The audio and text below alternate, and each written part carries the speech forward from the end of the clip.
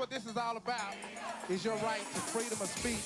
What made America great is an independent, vigorous press. If a jerk burns a flag, America is not threatened. Political speech is the heart of the First Amendment. For expressing their religious beliefs. Now is the time to make justice a reality for all of God's children.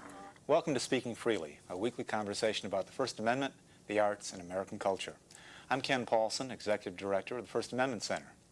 David Crosby has written and performed some of the most powerful music of the past 35 years.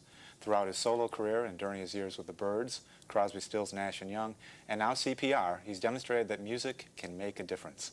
Now he's teamed with David Bender, a founding contributing editor for George Magazine, to write the new book, Stand and Be Counted, Making Music, Making History. Welcome, gentlemen.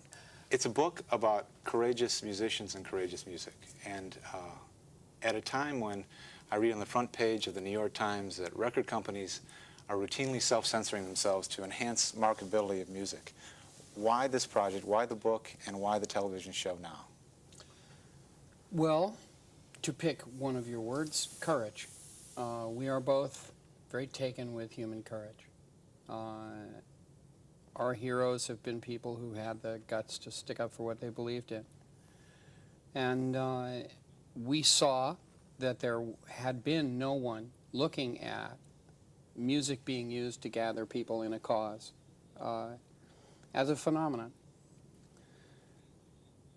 The two biggest events in the last 50 years in American history were civil rights movement and the Vietnam War.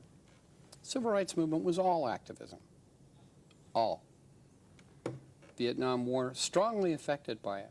Strongly affected the outcome, strongly affected the length of that war. We know that now. We looked at this and we said, geez, you know, nobody's looking at it as what it is. How did it get here? Where did it, nobody mandated there shall be benefits. You know, how did this come about? Well, right away you run into the name Pete Seeger. Right away you run into Woody Guthrie.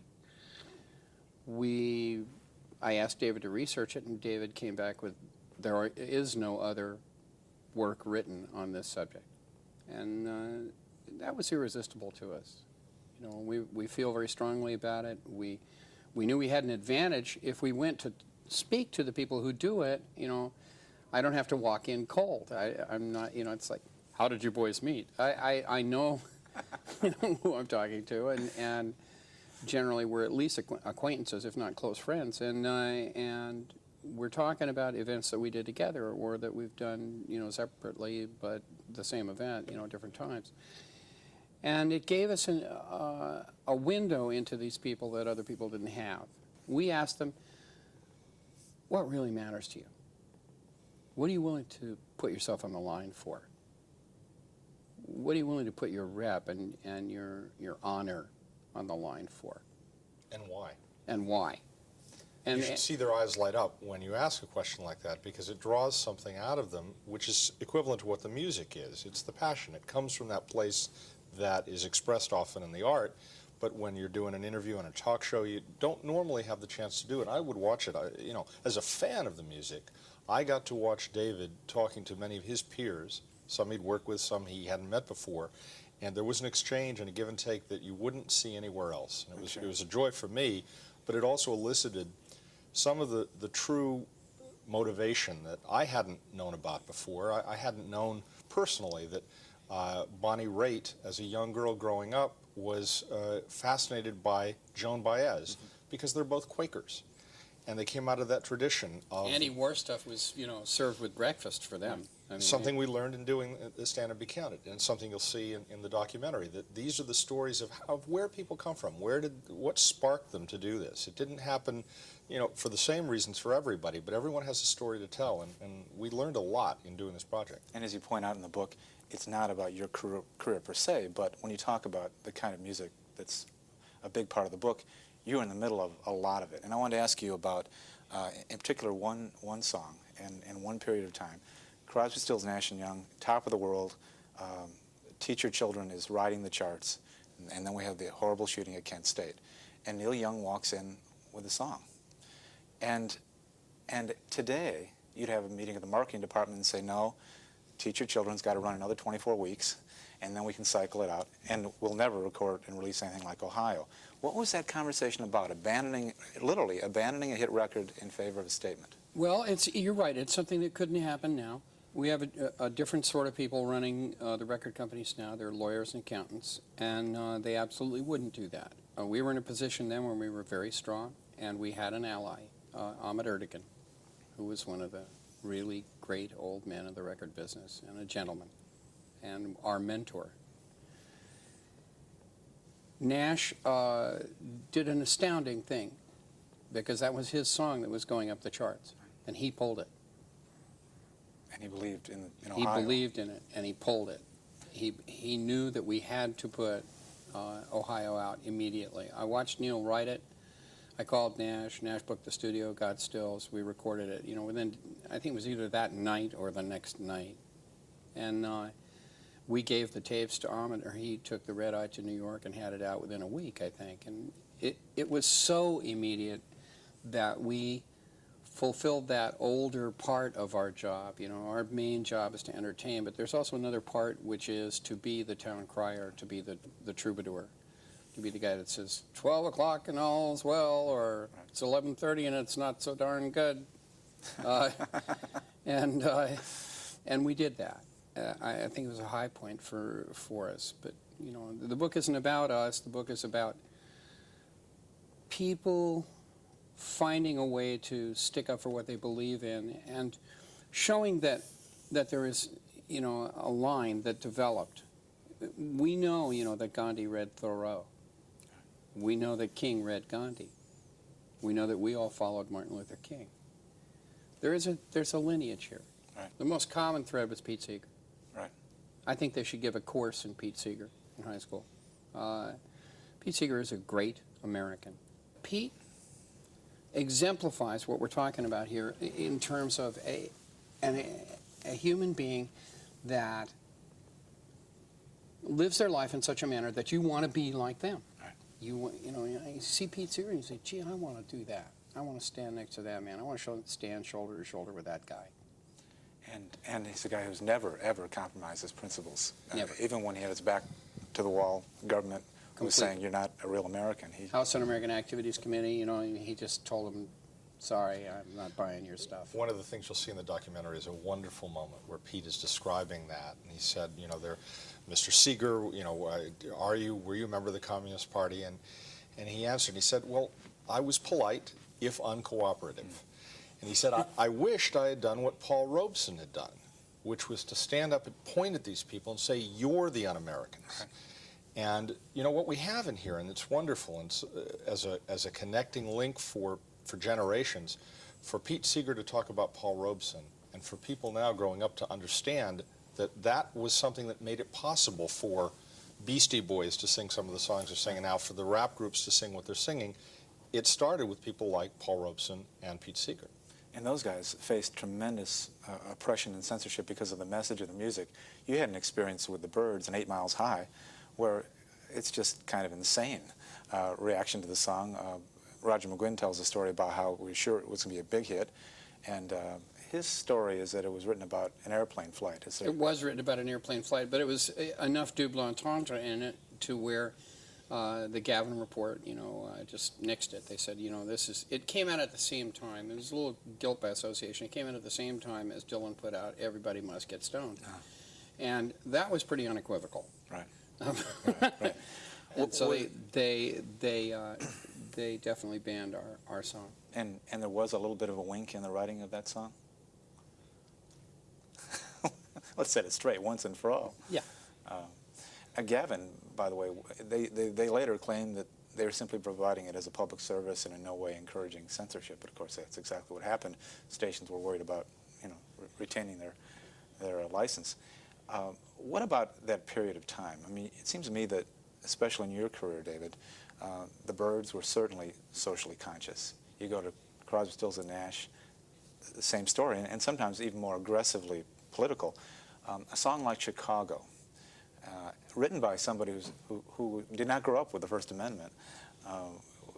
How did that come about, and did you guys pay a price for songs raising the consciousness about the Chicago 8? That couldn't have been a popular cause. There are people who definitely think we did pay a price.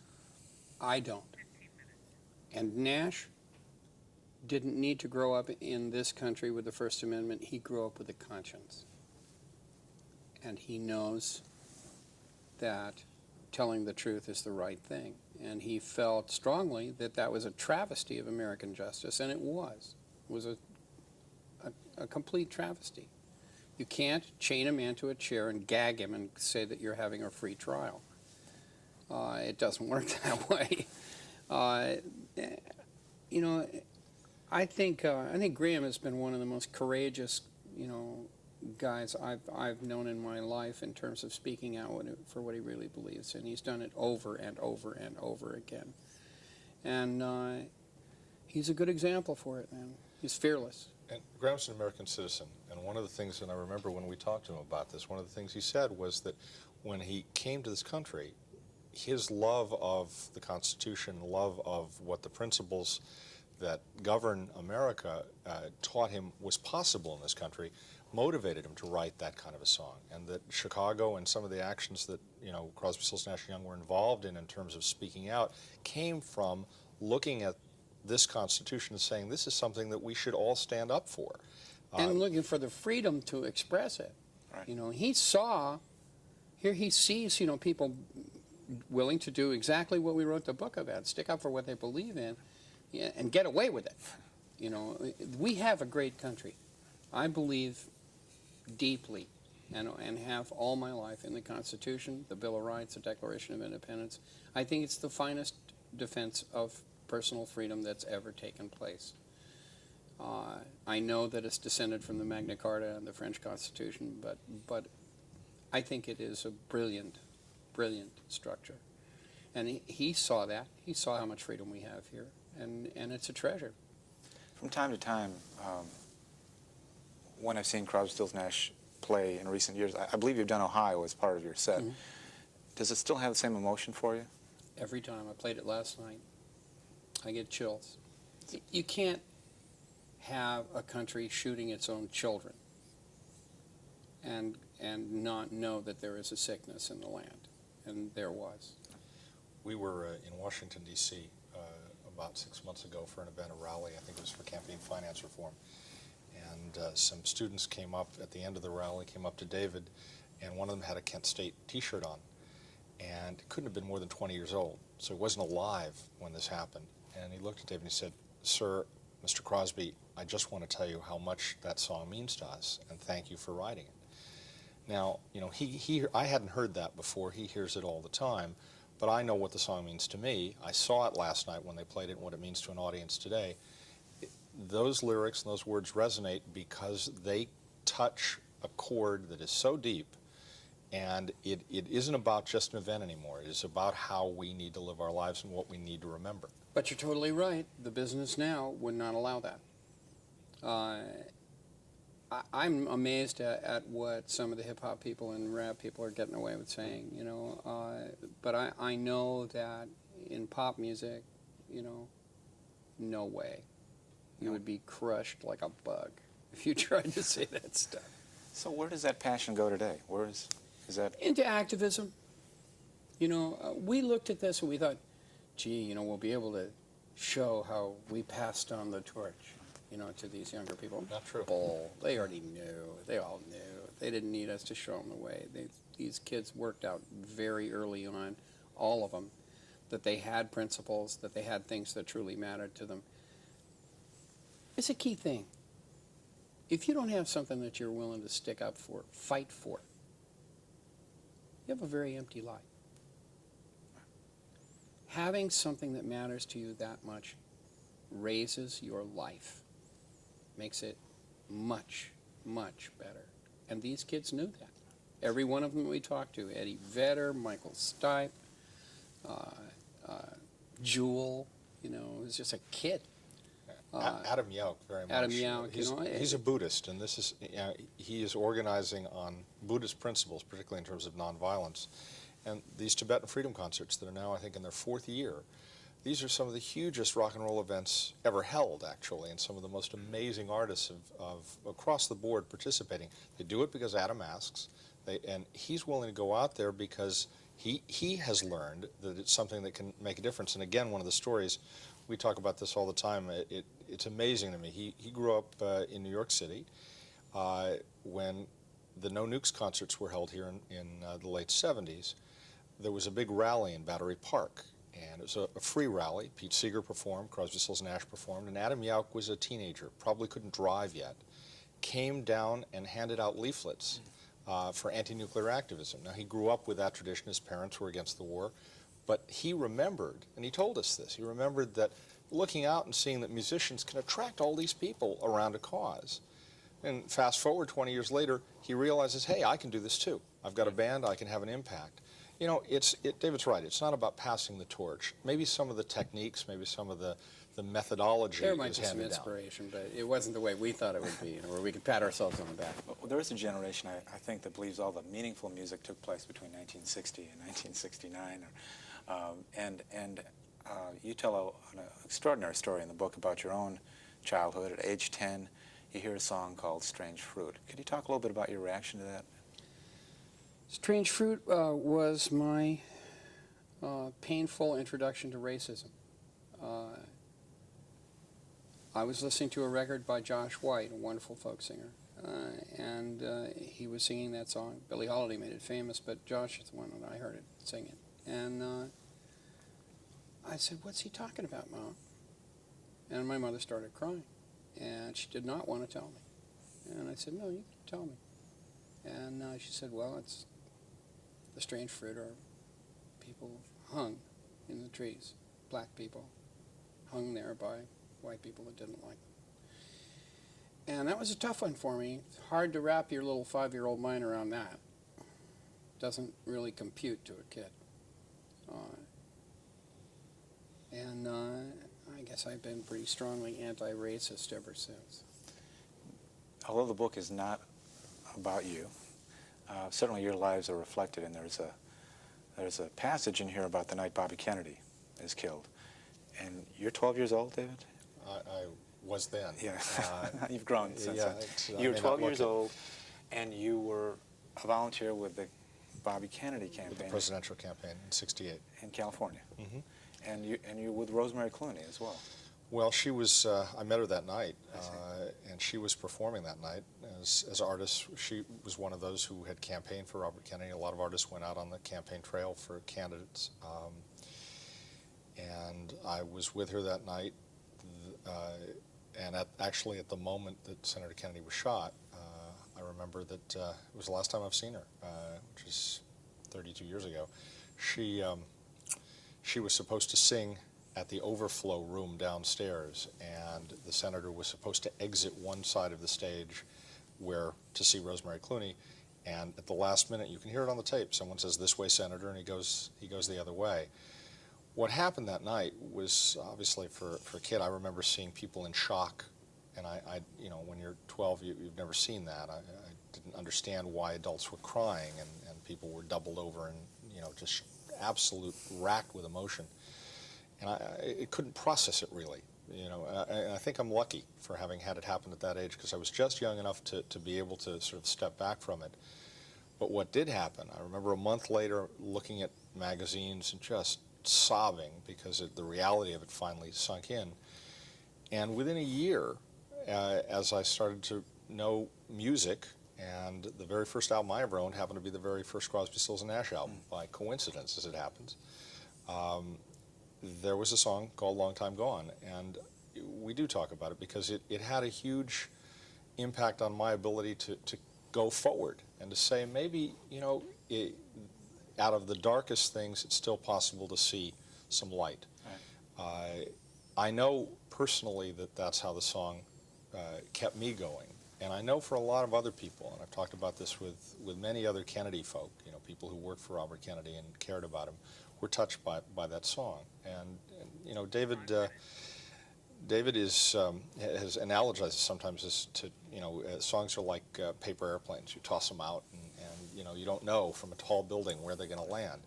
One of them landed on me, And it stayed with me my whole life. And the song stayed with many people.